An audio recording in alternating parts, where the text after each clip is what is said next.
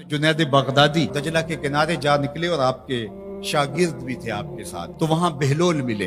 बेहलोल एक मजजूब थे, तो कहा कि चलिए इनसे ज्यादा बात करते हैं। तो शागिर्दों ने कहा ये तो एक दीवाना शख्स है और आप इससे क्या मिलेंगे, आप इतने पढ़े लिखे आलिम और इतने बड़े फकीह और सूफी, और एक दीवाने शख्स से आप मिलेंगे, दुनिया उसको दीवाना कहती थी। तो खैर हजरत जुनैद बगदादी गए और बेहलोल को सलाम किया। कहा कि आप कौन हैं? तो कहा मैं जुनैद बगदादी हूँ।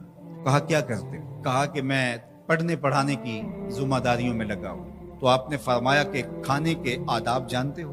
कहा कि हाँ, हाथ धोए जाएं, बिस्मिल्लाह शरीफ पढ़ी जाए, छोटा लुकमा लिया जाए, चबा चबा के खाया जाए और उसके बाद अल्हम्दुलिल्लाह कहा जाए। तो बेहलोल कहने लगा कि मैं तो आपको बहुत बड़ा आलिम समझता था, आप तो खाने के अदब को भी नहीं जानते।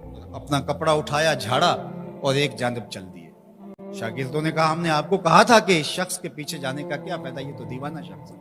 तो कहा नहीं, मैं इसके पीछे चलता हूँ। फिर आप उसके पीछे भागे। तो फिर बेहलोल ने पलट के देखा। कहा कि कौन हो? कहा कि मैं जुनैद हूँ, आपको मिलने आया हूँ।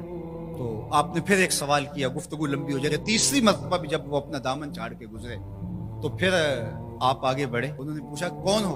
उन्होंने कहा कि मैं एक आम सा शख्स हूँ, तो आपके पास सीखने आया हूँ। तो कहा कि मैंने तुमसे पूछा था कि खाने के आदाब क्या हैं, तो तुमने ये बताया था। कहा जी मैंने तो यही पढ़ा है और मैंने यही बताया है। तो कहा खाने का सबसे पहला अदब ये है कि लुकमा हलाल का हो।